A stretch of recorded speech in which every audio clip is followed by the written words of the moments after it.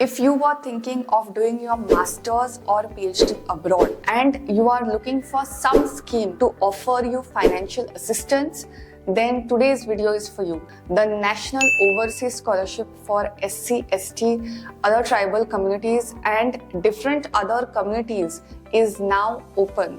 The deadline is March 31st, 2024. The funding given for masters is for 2 years and for PhD it is 4 years. In today's video, I'm going to discuss about the eligibility conditions. What are the different conditions that you need to have so that you secure your place in this fellowship? Secondly, we will speak about financial assistance, exactly what is the amount that you will get and is it valid for a particular country or you can study anywhere in the world. What would be the application procedure? What are the different documents that are required and whether the admission is online or offline? What would be the selection process and what are the different conditions which are required for you to be selected for this? What are the different stages?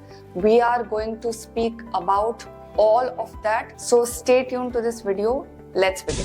As far as the eligibility is concerned, the first condition is it is primarily catering to students from low income group. Now, how will they know that you are from a low income group or which income group? So you will be required to submit your parents' income certificates. That is a mandatory document. I'm going to speak in detail about that. But for now, as far as the eligibility is concerned, this is catering specifically to students from low income. Also, this is not for everyone. There are certain categories to which this particular fellowship caters to. First is SC/ST, then you have nomadic and semi-nomadic tribes, agricultural labor, artisan, and thirdly, it is specific to masters or PhD. So you can choose between the two courses if you are applying abroad.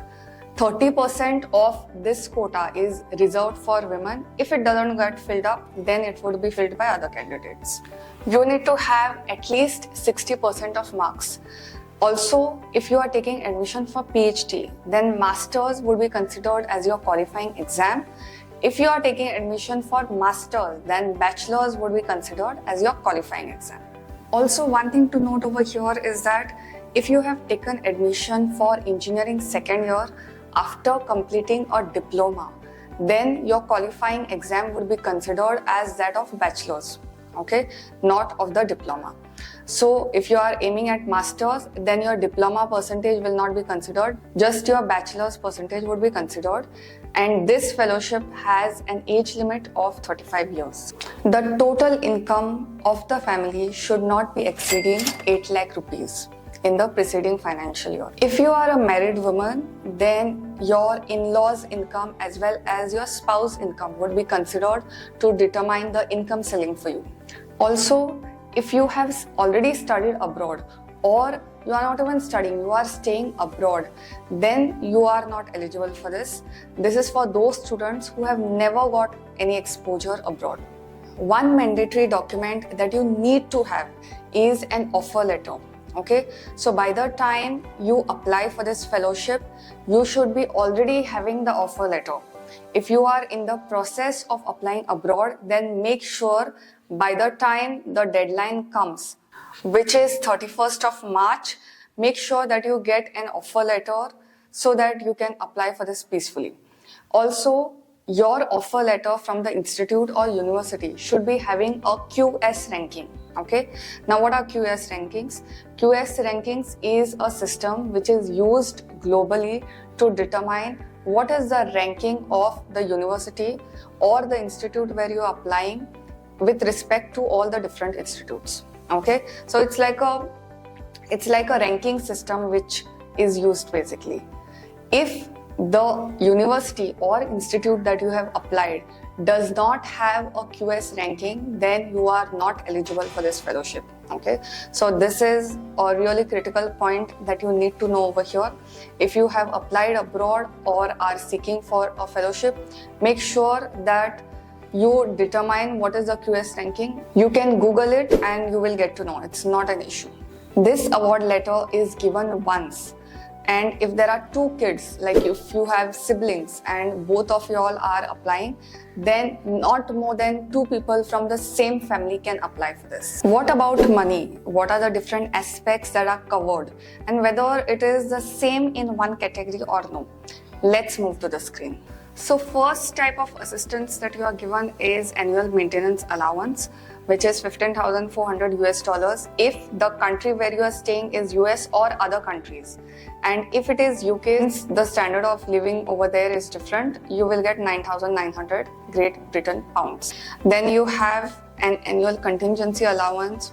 You have your tuition fees, visa fees, medical insurance premium. It depends on how it is used. Incidental journey allowance and equipment allowance. Also, you will get air passage. You will get air tickets to and fro if booked from these agencies. How do you apply? What are the different things that you need to keep in mind?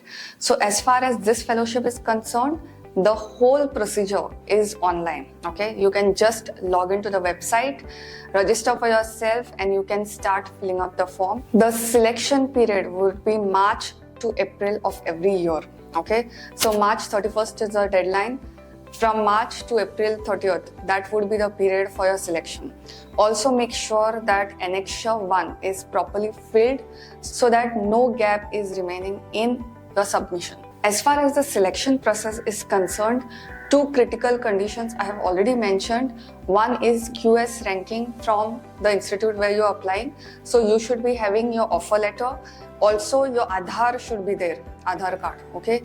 If these two things are submitted, then you will get an invitation for the interview. So basically those applications with these two conditions would be considered for the interview. For every cycle of selection, like the current cycle which is going on is 2024 to 2025.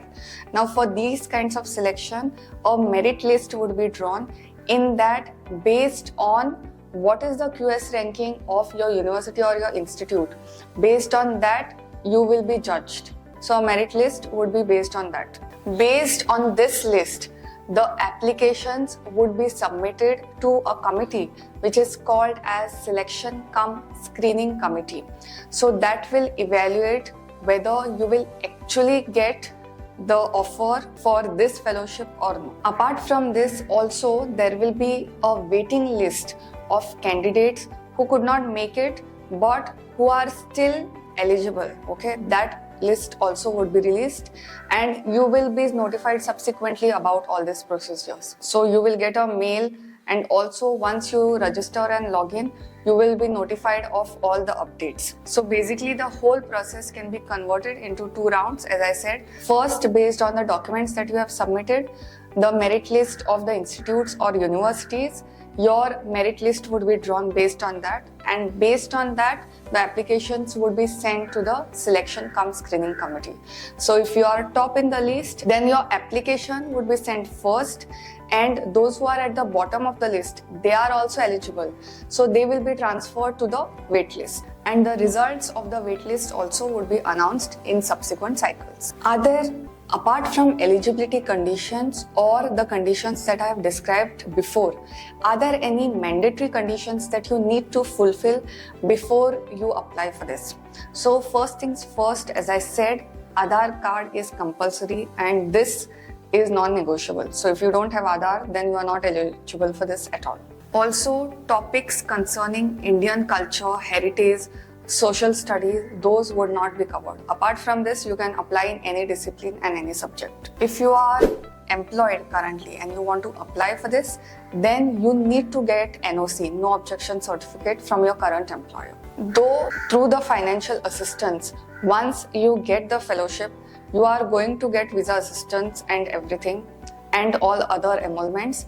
Before that, it is on you to get a visa such that you will be in that particular country only for the duration of the studies, and after that you will be returning. Okay, you cannot extend that visa as of now. Once you return, then you are free to pursue your dreams, you want to go abroad or anything.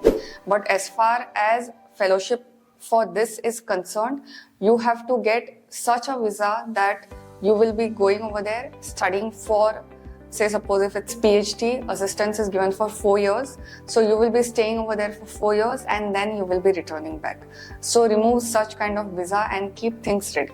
If you are taking admission in any university in United States, then the visa that you will be getting is J1 visa. Okay, don't go in for any other one. Also, one more document that you need to submit is an undertaking that you are allowing your details to be shared with Indian Mission. Now, what is Indian Mission? It's kind of a diplomatic or an organization which is Indian based and it is placed in different countries. So if you have any problem over there or if there is any incident occurring, good or bad, then they can be informed, okay? Because you never know once you are outside the country what happens to you. Okay, you are going there for studies, but there could be several things which can happen and your details are required with that. Also, the mandatory thing is after the completion of your course, within 30 days, you should be back in your country. Okay, so if you are applying for masters or for PhD, this information of course you are going to need in a later stage. However, it is better to be prepared now only with respect to everything. I hope today's video has been useful. This is a really good opportunity for you if you have financial concerns, which most of us have actually, and you belong to these communities, then there is no other better opportunity for you. This is a government initiative and I highly encourage and highly recommend you to apply if you fall within the eligibility criteria. With that, it's a wrap. Till the next time. Bye.